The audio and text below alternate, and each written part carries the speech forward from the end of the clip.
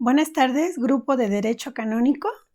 Retomando nuestras clases, hoy iniciamos la clase correspondiente al sacramento de Eucaristía. Iniciamos con una breve oración al Espíritu Santo para entrar en materia. Ven, Espíritu Santo, y llena los corazones de tus fieles y enciende en ellos el fuego de tu amor. Envía, Señor, tu Espíritu y todo será creado y se renovará la faz de la tierra. Oh Dios, que iluminaste los corazones de tus fieles con la luz del Espíritu Santo, haz que seamos dóciles a sus inspiraciones para que podamos apreciar el bien, recibir su consuelo en las penas, su fortaleza en los momentos difíciles y su entusiasmo para obrar el bien por Cristo nuestro Señor. Amén. Bueno, pues entrando de lleno a nuestro tema, porque de antemano una disculpa si se me llega a cortar el video, porque no soy buena para el manejo de la tecnología y aunque ahora las clases las he estado grabando en mi lab para que no haya aquello de que se me corten después de un tiempo establecido, pues también ya estoy teniendo problemas porque me dice que tengo la memoria saturada y etcétera. Entonces, si se llega a cortar, mil disculpas y estaría yo grabando un video de complemento si es que no termino. Pero espero que sí me alcance. A ver, vamos a ver. Sacramento de Eucaristía. Visto desde el punto de vista sacramento, nos dice que es el sacramento en el cual, bajo las especies de pan y vino, Jesucristo se halla verdadera, real y sustancialmente presente con su cuerpo, su sangre, su alma y su divinidad. Esa es la definición que tenemos de Eucaristía desde el punto de vista sacramento. Ahora vemos la definición desde el punto de vista derecho canónico. Eucaristía según el derecho canónico, culmen de nuestra fe, memorial de muerte y resurrección del Señor, y todos los sacramentos convergen a la Eucaristía. Aquí una pequeña aclaración, no es que nos esté diciendo que los otros sacramentos no son importantes, pero sí lo que nos está diciendo es que los demás sacramentos tienen como objetivo llegar a este sacramento. Entonces, o le dan un seguimiento, son seguimiento de este sacramento, pero veámoslo de esta manera, este sacramento es como el centro y a él convergen todos los demás sacramentos. Bueno, vamos a iniciar con nuestro cuestionario. Dice, ¿quién puede presidir la celebración de la Eucaristía? En el canon 900 nos dice que debe de ser un sacerdote válidamente ordenado. Fíjense que de un tiempo acá, inclusive se nos llegó a avisar que tuviéramos cuidado con quienes, con los sacerdotes que se presentaban a oficiar misa, dado que se llegó a dar el caso de que había sacerdotes, personas más bien, que se hacían pasar por sacerdotes y que oficiaban en determinados lugares para hacer los cobros y resulta que no eran sacerdotes, que no tenían la autorización y se nos llegó a decir, al grado de decir que en las parroquias debería de haber como que prácticamente, así como nos piden la licencia en los negocios, que tiene que estar a la vista, que también así tendría que estar a la vista la identificación de los sacerdotes, que también ellos tienen su credencial como su cédula profesional, vamos a decirlo así. Cada sacerdote cuando es ordenado sacerdote recibe una identificación que lo certifica como tal. Bueno, pues entonces a esto se refiere que sea un sacerdote válidamente ordenado, o sea, que nosotros tengamos la certeza de que esa persona es un sacerdote consagrado. Bueno, entonces seguimos. ¿Con qué frecuencia deben celebrar la Eucaristía los sacerdotes? Dice, se recomienda frecuentemente y de ser posible diariamente. O sea, que un sacerdote tiene como normativa, o sea, dentro de sus de las normativas que ellos deben de seguir y cumplir o mandatos que ellos deben de cumplir desde el momento que son ordenados, es que deben de estar celebrando la misa frecuentemente y de ser posible diariamente. Entonces, a eso es a lo que se refiere.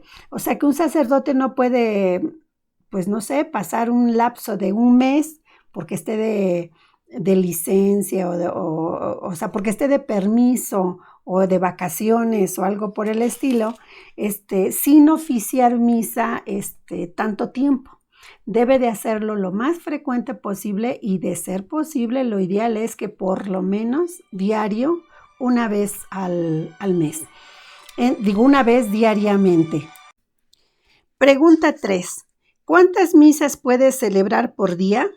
Pues bueno, aquí la normativa nos dice que una, y solo con autorización, pero que debido a la escasez de sacerdotes, hasta 3 misas, especialmente los domingos o días festivos. Esto es lo que está establecido en el derecho canónico, pero también se recuerdan de aquella autoridad que tiene el obispo para poder determinar que les amplíen la cantidad de misas que pueden hacer. Y hablando de la escasez de sacerdotes, pues por ejemplo el sacerdote de mi comunidad, dado que es muy grande, tiene a su cuidado 3 o 4 capillas, y resulta que pues él es el único que está, no tenemos vicario, y entonces equivale a que él tiene que celebrar las 3 misas de la parroquia, más una misa que celebra en cada una de las capillas, porque es bastante grande la comunidad, y entonces digamos que cada sección de la colonia, por así decirlo, tiene su capilla, y el sacerdote se da sus tiempos para ir a celebrar dominicalmente en cada capilla. Entonces estamos mirando que pues él es fácil, se ha de aventar como 6 misas por día. En los domingos, o a veces los sábados cuando hay bodas, 15 años y demás, también le he llegado a contar que celebra hasta 5 o 6 misas al día. Entonces pues es una cosa tremenda, pero quiero pensar que tienen una autorización específica porque ellos están solos en una comunidad muy grande, las necesidades de celebraciones son bastantes, y entonces pues deben de tener una dispensa. Dice, ¿qué condición se requiere para participar en una concelebración? Bueno, vamos a empezar por el hecho de decir que es una concelebración cuando hay varios sacerdotes. No precisan, bueno, está la misa que nosotros decimos que son misas festivas especiales cuando son con 3 ministros, pero aparte hay misas concelebradas que son con más sacerdotes, ¿sí? Entonces dice aquí, ¿quiénes pueden participar en una misa concelebrada? Nos dice en el numeral del canon 908 que deben de ser sacerdotes que profesen la misma fe, o que estén dentro de una iglesia de una fe que esté en comunión con la Iglesia Católica. ¿Qué quiere decir? Que en este caso, por ejemplo, un sacerdote de la Iglesia Ortodoxa puede concelebrar con sacerdotes de la Iglesia Católica y viceversa, ¿verdad? Porque son la iglesia que tenemos como más conocida que está en comunión con la Iglesia Católica. Quinta pregunta, ¿quiénes pueden distribuir la Sagrada Comunión?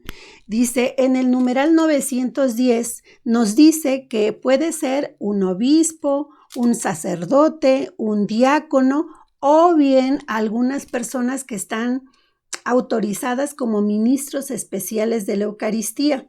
Se recuerdan que luego hay personas que se preparan por un tiempo determinado para poder ser ministros de la Eucaristía, y que en su momento ayudan al sacerdote para dar la Sagrada Comunión cuando pues es mucha la cantidad de personas y el sacerdote pues no se daría abasto o tardaría demasiado. Entonces tiene el apoyo, pueden ser estas personas.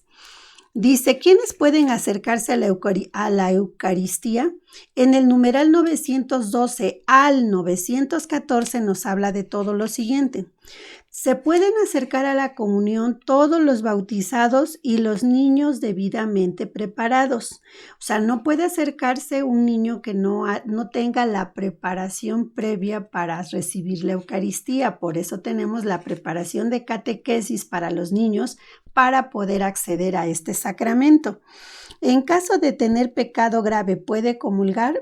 Sabemos en nuestra preparación que se nos da en la catequesis que no podemos hacerlo, ¿sí? So pena de caer en una, pues en un pecado mayor, ¿verdad? Dice, no hasta que haya sido absuelto en una confesión, excepto que por razones graves no pueda confesarse, entonces hará una contrición perfecta.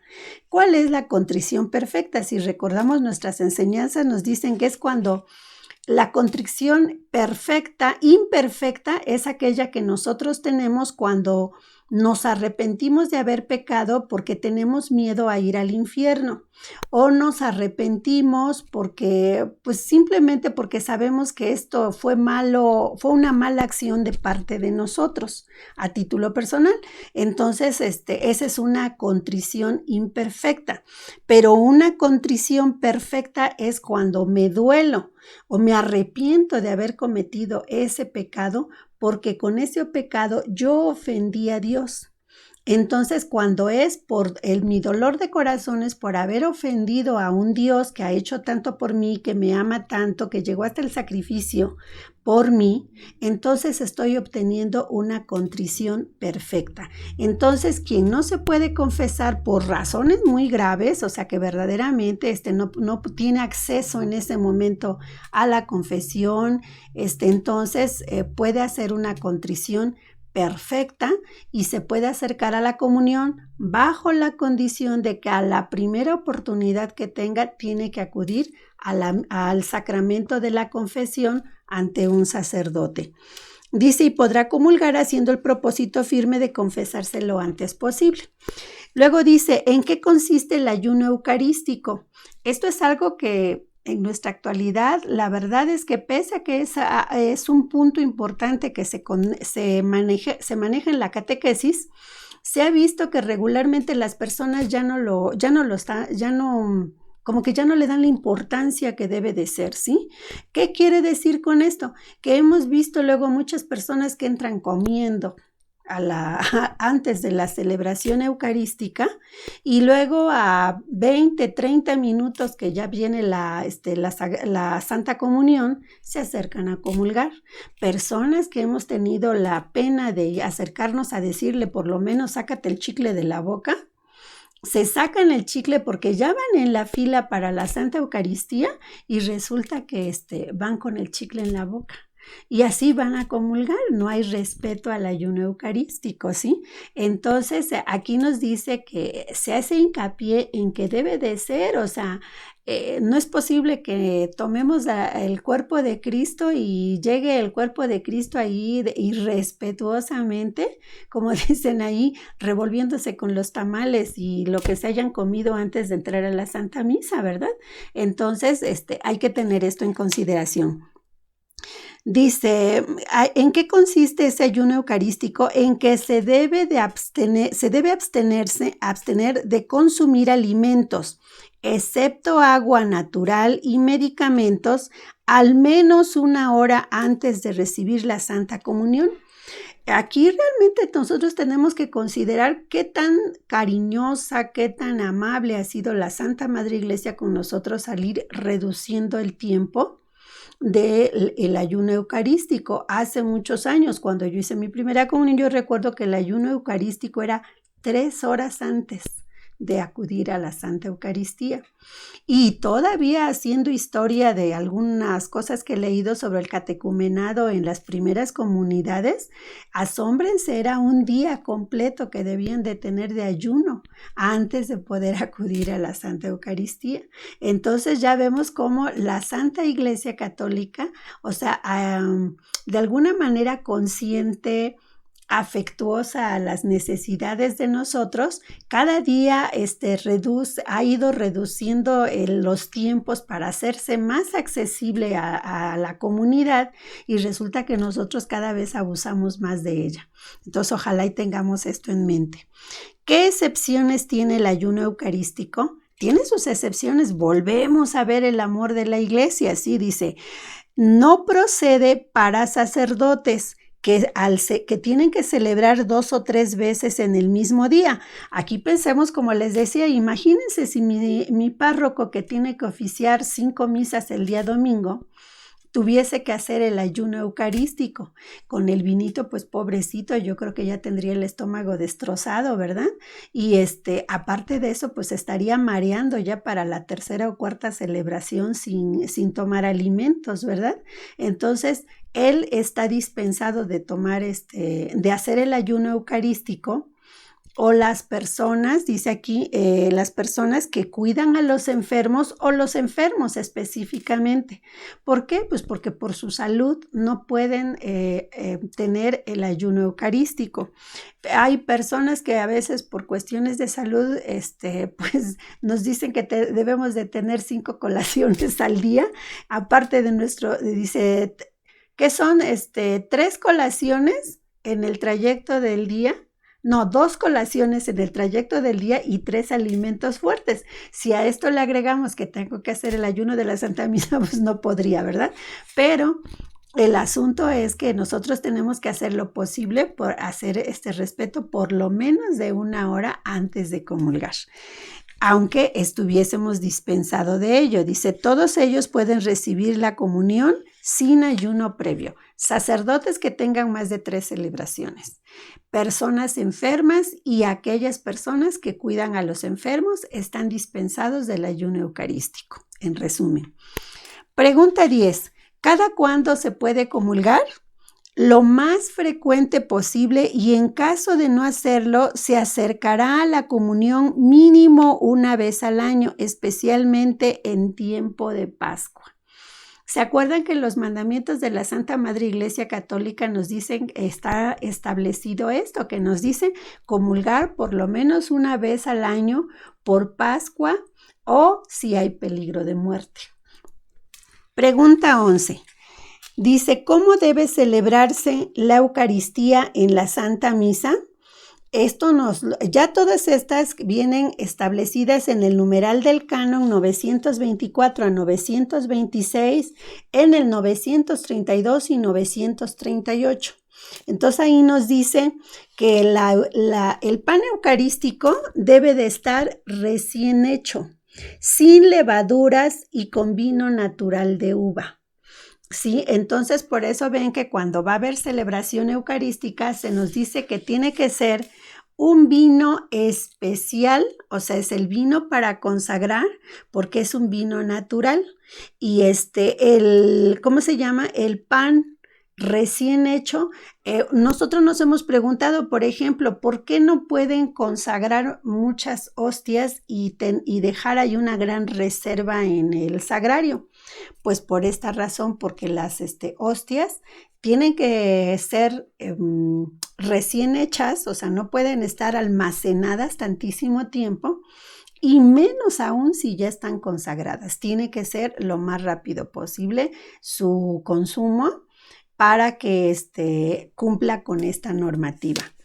Luego dice, pregunta 12, ¿es obligado comulgar recibiendo pan y vino? No. La mayoría de las celebraciones eucarísticas regularmente nos dan la comunión solo con el pan. Muy de fiesta la celebración, o en algunos sacerdotes tienen como cuestión especial el darnos, ir mojando la hostia y dárnosla. Regularmente no suele ser así. Entonces, ambas formas son válidas. Dice, no, puede distribuirse la comunión con las dos especies o solo con una. 13.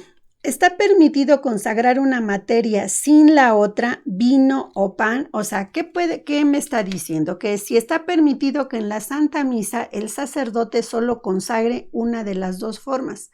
¿Se han fijado que el sacerdote consagra el vino, consagra también la hostia, hace la elevación del vino, hace la elevación de la hostia, que quiere decir la sangre y el cuerpo de Cristo? Y entonces dice, ¿puede el sacerdote hacer la celebración consagrando una sola forma? O sea, que nada más haya vino y que no haya pan, o a su vez que haya pan y no haya vino, y nos dice aquí que no, siempre tiene que haber las dos. Dice, no se permite consagrar una sin la otra, tiene que haber siempre las dos. Dice, ¿puede haber consagración fuera de la celebración eucarística? No. porque Jesús hace la institución eucarística con las dos formas y en la última cena, que en este caso para nosotros es la celebración eucarística en su forma completa. Tiene que haber la bendición del pan y el cuerpo, del vino y del cuerpo de Cristo en la misma celebración. No puede haber una celebración sin una u otra, o que sin que haya comunión consagración eucarística. ¿Qué quiere decir con esto? Si no hay consagración eucarística, entonces no es lo que conocemos como la Santa Misa, sino que hay otro tipo de celebraciones que luego le llaman, nada más es un Te Deum, o sea, es como que una bendición especial y a lo mejor pues nos dan la comunión, pero entonces ya no fue misa, ya no fue una celebración eucarística, fue algo que se conoce como un Te Deum, como, no sé, luego a veces dicen, nada más va a haber la bendición de tal cosa, una Santa Cruz, alguna cuestión, pero no es la Santa Misa. La Santa Misa como tal debe de tener la consagración forzosa. Entonces dice, pregunta 15. ¿Cómo deben de vestir los sacerdotes al celebrar la Eucaristía? Con la vestidura litúrgica prescrita y con el color según el tiempo que sea. O sea, ¿qué quiere decir? Que el sacerdote, ustedes conocen la vestimenta que se utilizaba hace mucho tiempo para todos los sacerdotes de manera ordinaria, que es la que ahora utilizan los seminaristas con la sotana negra. O sea, bueno, con la sotana negra no puede oficiar ya el sacerdote.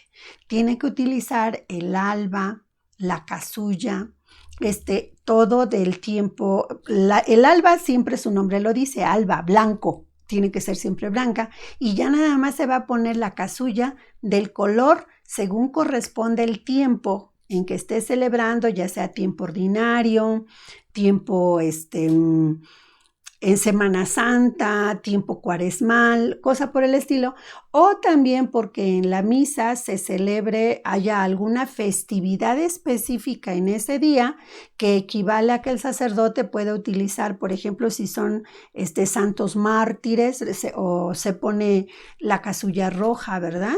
Entonces, según el tiempo y según la celebración que él esté haciendo, es la ropa que él tiene que utilizar.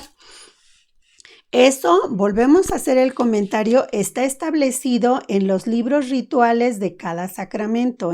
Acá nada más nos dice que tiene que estar prescrita, pero lo que nos determina el tiempo, la vestimenta, el color, el momento además, es el ritual del sacramento. Dice, ¿en dónde debe celebrarse la misa? En un lugar sagrado y en un altar bendito. Si por necesidad se celebra en otro lado, será en un lugar respetable y apropiado y en una mesa con corporal y manteles. Aquí nos dice que debe de ser en un lugar sagrado y en un lugar bendito. Y nosotros hemos visto, por ejemplo, que luego van a hacer misa en alguna casa particular.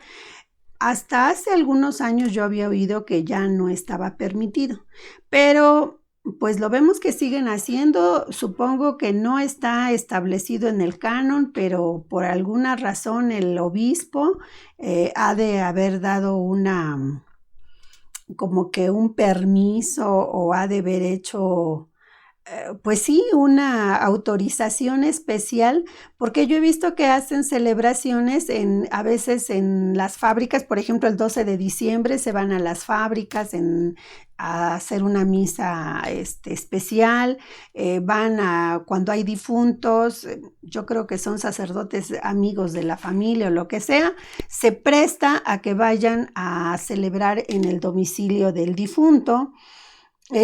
Inclusive yo he visto que han llegado a celebrar alguna Santa Misa en el mero panteón. Entonces, pues debe de haber algún permiso especial en estos casos, pero lo que el canon nos está diciendo es esto, que debe de ser en un lugar consagrado y que si se hace fuera tiene que ser un lugar respetable. y apropiado. Además, por eso los sacerdotes cuando ofician fuera de lo que es una parroquia, una iglesia, puede decirse un templo, tienen que llevar todo los corporales, el cáliz, el copón, o sea, llevan lo necesario porque así está establecido en el canon. La pregunta 17, ¿en dónde se guardará la reserva eucarística? Dice, en un tabernáculo inamovible, sólido, opaco y cerrado con llave, mismo que estará en un templo u oratorio. Ahora aquí hay una observación, ¿sí? Nos dice que será en un tabernáculo inamovible, por eso ya se fijaron que la mayoría de los sagrarios están en un lugar fijo, que está ya sea empotrado en la pared, que tiene una base de cemento, ahí está pegada la caja que es el sagrario. Dice, tiene que ser sólido, pesado, o sea, que no sea de fácil que se lo puedan llevar para que no haya profanación, tanta profanación, porque la hay, ¿verdad?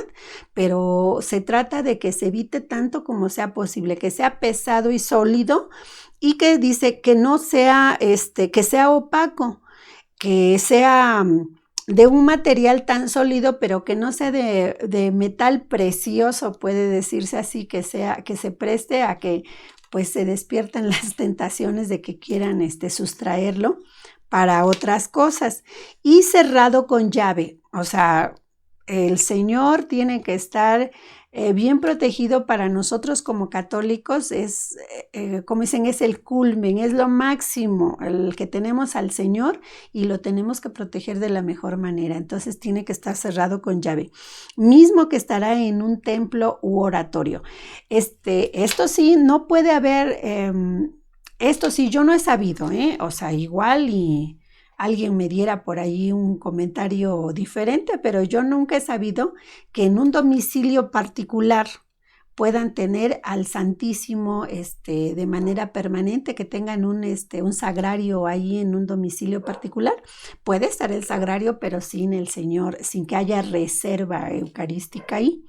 Sí, porque se ha dado el caso, porque está en remodelación el templo, por lo que sea, entonces será como que lo llevan a algún lado, pero nada más llevan el puro sagrario. La reserva eucarística tiene que estar en un templo, salvo que alguien que sepa algo contrario. Esto es lo que nos dice el canon y es lo que yo he visto hasta ahora.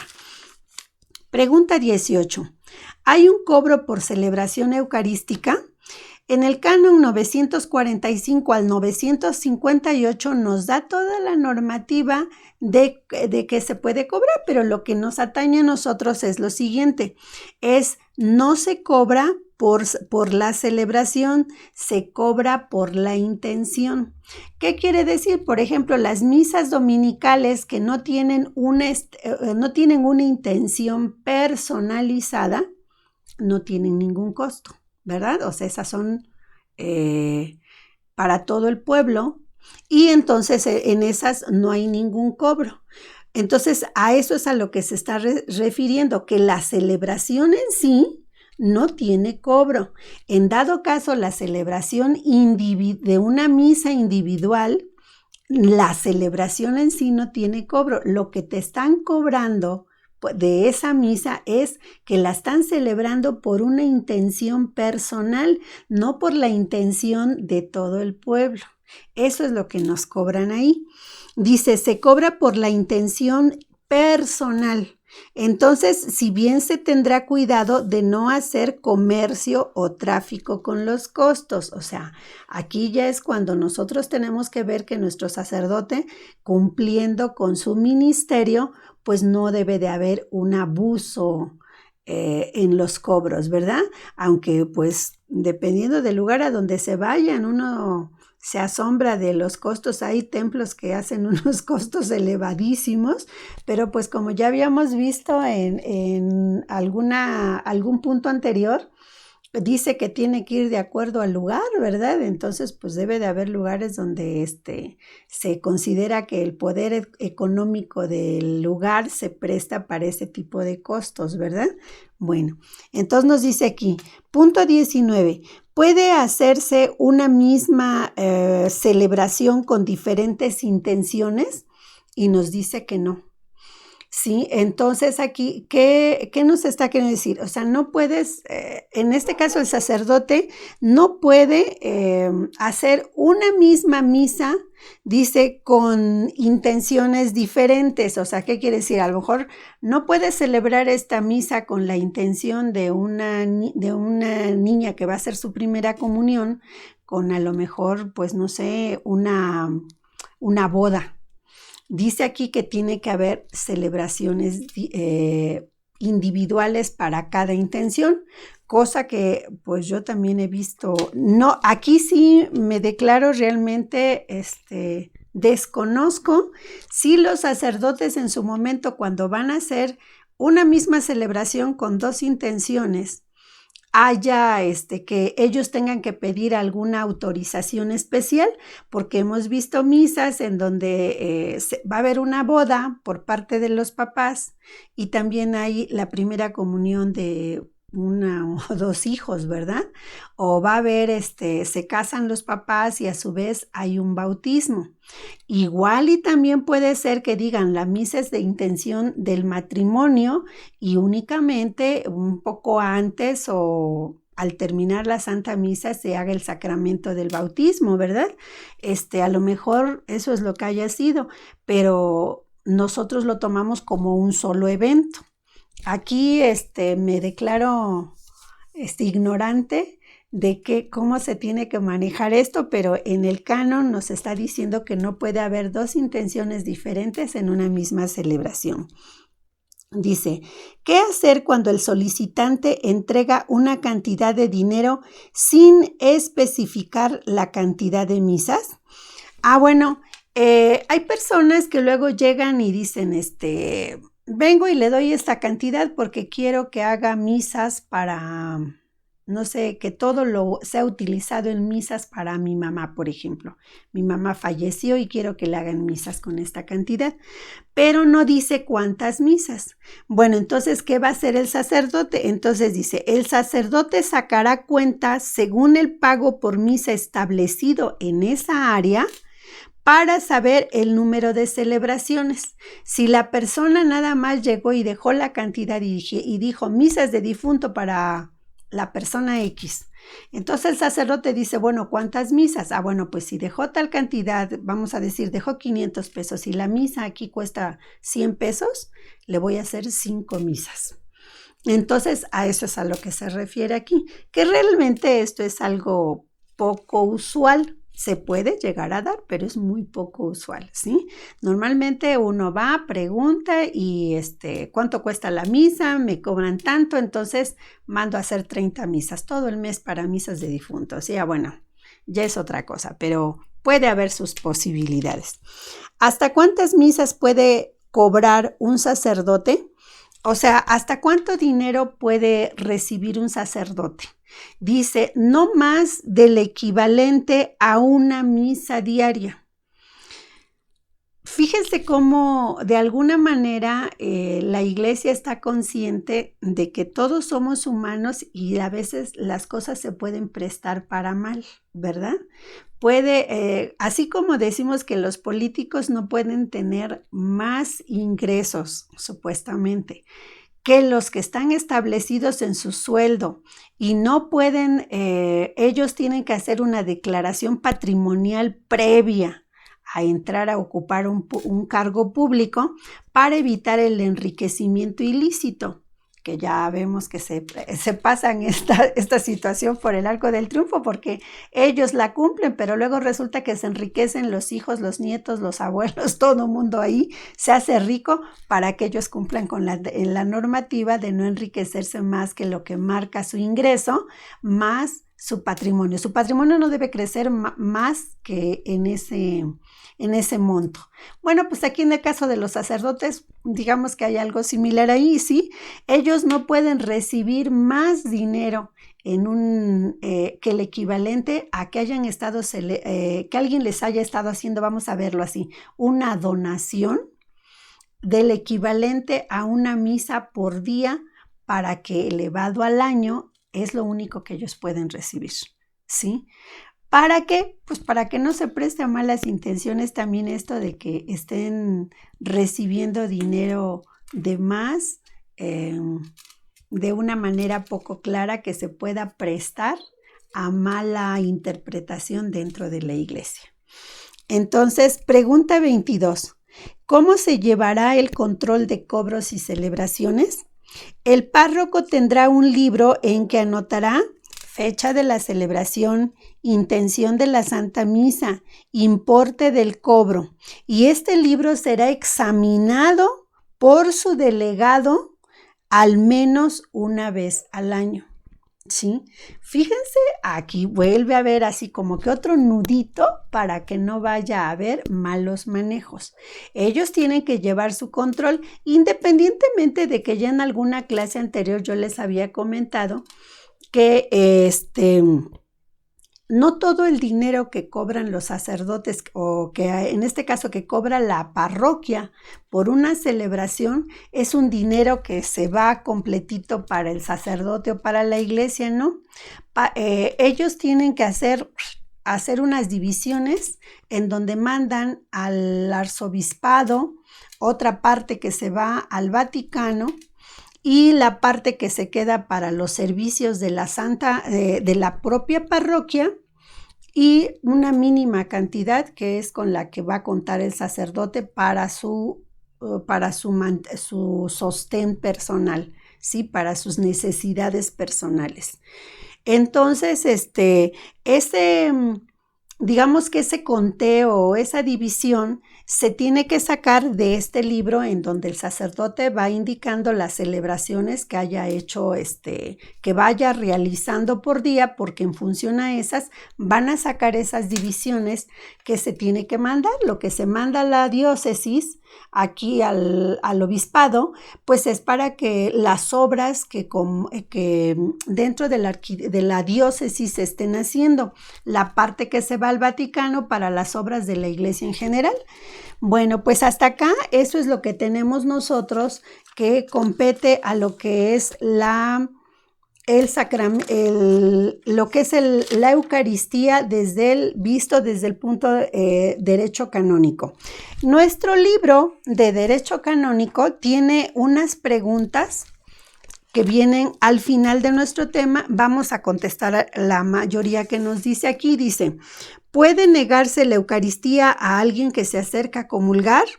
Y dice: de acuerdo con el canon 843, los ministros sagrados no pueden negar los sacramentos, ¿sí? A quienes los piden en el tiempo apropiado. Ahora que hay una salvedad, por ejemplo, no pueden negar la Eucaristía, excepto, por ejemplo, que vamos a pensar una persona borrachita, ¿sí? Entra muy tomada, muy ebria, y así se forma para recibir la Eucaristía. Ahí sí el sacerdote puede pedir que lo retiren hasta que esté en su juicio. Será que se vea si se le da la Eucaristía o no, porque pues tampoco puede hacerse de esto, ¿sí? Entonces luego nos dice: ¿pueden los retrasados mentales recibir la Eucaristía? No. ¿Por qué? Porque recuerden que una de las primeras cosas que debemos de estar conscientes es por qué un niño pequeñito no puede recibir la Eucaristía, porque no sabe lo que va a recibir.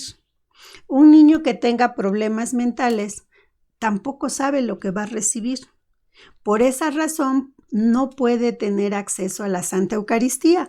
Ahora que aquí pues hay algunas salvedades. No todos los niños tienen un problema de retraso mental al mismo nivel. Recordemos que hay niños que tienen un retraso mental demasiado fuerte, que equivale a que verdaderamente no saben lo que van a recibir, pero no se confunda a veces el retraso mental con los niños, por ejemplo, de lento aprendizaje, que son niños que sí saben lo que van a recibir, que sí están conscientes, pueden ser muy,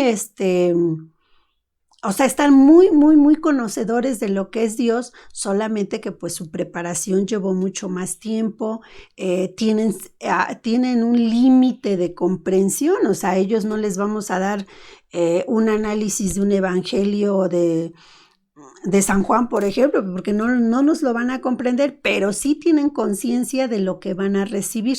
Entonces aquí ya se va a dejar un poco al criterio del sacerdote. Los papás que tienen un niño en esas condiciones o los familiares se tendrían que acercar con el sacerdote con un poco antes de la celebración para darle a conocer la situación de la criatura, para saber si el sacerdote le va a dar la Santa Comunión o ni lo acercan, porque también hay sacerdotes que aunque vea que el niño tiene el conocimiento, se resisten a darles la Eucaristía.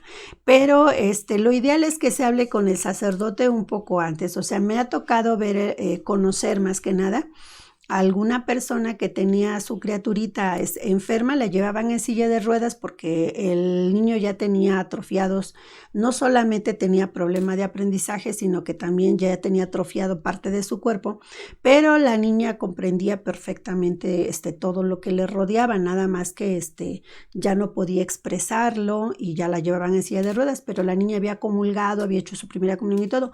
Pero me tocó ver la situación de que hubo sacerdotes que se negaron a darle la Eucaristía. ¿Por qué? Pues porque el papá no se había acercado antes a ponerlo en aviso, y entonces el sacerdote, pues mirando la situación de la criatura, simplemente la hicieron un ladito y se negó a darle la Eucaristía. Entonces, pues para que se eviten este tipo de cuestiones que causan daño tanto a la persona que le es negada la Eucaristía, como a veces daño también a la comunidad, a la feligresía, porque hay muchos que lo ven mal y es criticado el sacerdote si no tienen este tipo de conocimiento, ¿verdad?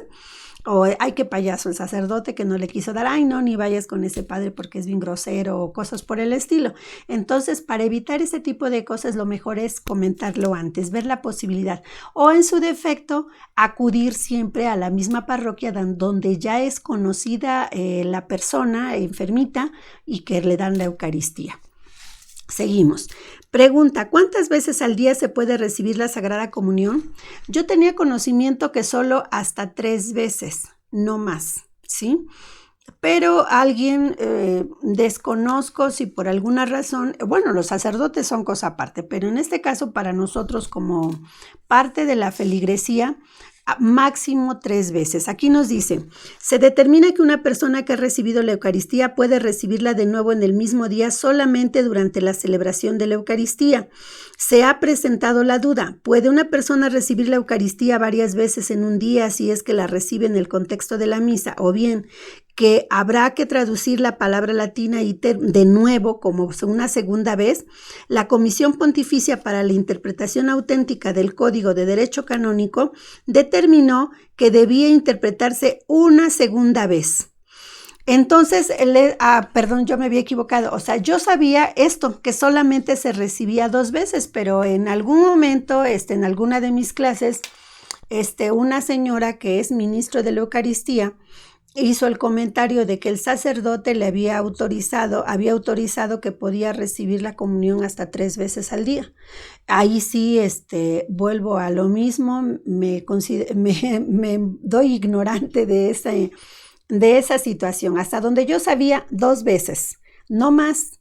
Sí, pero sí también ya me ha tocado la situación de que, por ejemplo, me tocó conocer un grupo de personas que andaban buscando que se abrieran las capillas de adoración perpetua, y entonces estas personas, como íbamos a celebraciones en varias capillas donde andábamos promocionando la apertura de la capilla de adoración permanente, entonces acudieron y comulgaron hasta 3 veces en 3 celebraciones de misa diferentes. Entonces, pues yo me quedé así como, bueno, desconozco si tienen una autorización específica bajo determinadas circunstancias, porque yo conocía 2 veces no más, y dentro de una celebración eucarística, porque así está establecido en el canon.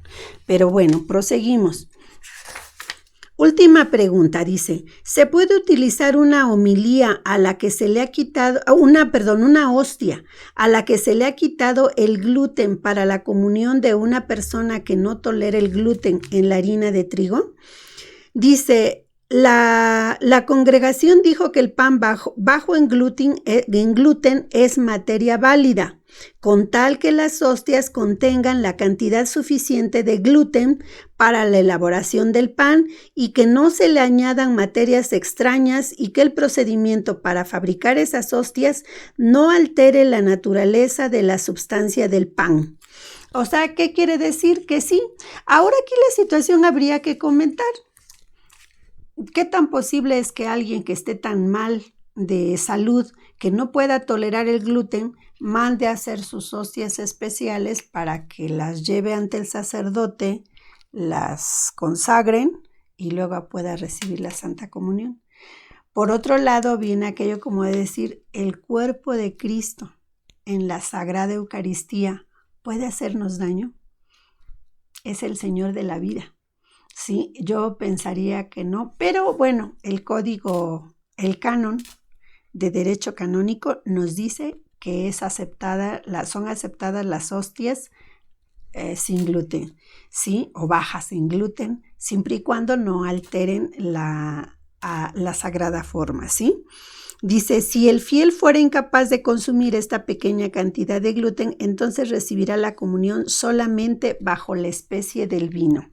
¿Qué quiere decir? Que si la persona pues no tiene la opción de mandar a hacer sus hostias, llevarlas a consagrar y que el sacerdote le dé nada más de esa hostia, si no puede tolerar absolutamente nada de gluten, entonces tendrá que informarlo al sacerdote para que solamente le dé la comunión bajo las especies del vino.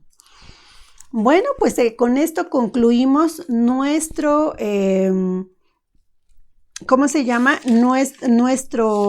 clase correspondiente a Derecho Canónico en relación con la Eucaristía. La próxima clase sería la de penitencia. Como esta clase ya fue una de las primeras que grabé cuando empezamos a dar las clases en línea al principio de la pandemia, voy a ver la posibilidad de que nada más la edite yo en cuanto a nombre, para que se las reenvíe yo dándole seguimiento al número que vamos en este curso y se las voy a reenviar nada más. ¿Por qué? Porque ahorita, por ejemplo, en la clase anterior que fue la clase 5 termina video. La clase anterior fue la clase 5 de Derecho Canónico. Esta clase es la clase 6. Entonces, la clase de penitencia va a ser la clase 7 y anteriormente yo le había puesto el nombre nada más de penitencia, sacramento penitencia. Entonces lo que voy a hacer es nada más editarle el nombre para volvérselas a reenviar, porque no tendría caso volverla a regrabar cuando ya la tenemos regrabada. Y lo mismo voy a hacer con la de unción de enfermos y las primeras de que corresponden a orden sacerdotal.